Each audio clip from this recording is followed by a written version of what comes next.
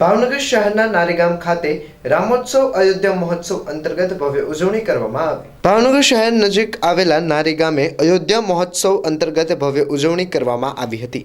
ગામમાં આવેલ રામજી મંદિરના મહંત શ્રી પરમ પૂજ્ય સંત માધવચરણદાસ બાપુના આદેશથી ગામ ધુમાડો બંધ રહ્યો અને ગ્રામજનો માટે પ્રસાદીનું આયોજન કરવામાં આવ્યું। નારી ગામમાં સાંજે 4 વાગે ભવ્યથી અતિભવ્ય શોભાયાત્રાનું આયોજન પણ કરાયું। આ ઉપરાંત નારી ગામના ચોકના ડાયરા ગ્રુપ દ્વારા નારી ગામને દીપથી સજાવી દેવામાં આવ્યું હતું, જેમાં ગામની શેરીઓને 1008 દીપોથી સજાવી રામોત્સવ અને અયોધ્યા મહોત્સવની ભવ્ય ઉજવણી કરવામાં આવી હતી।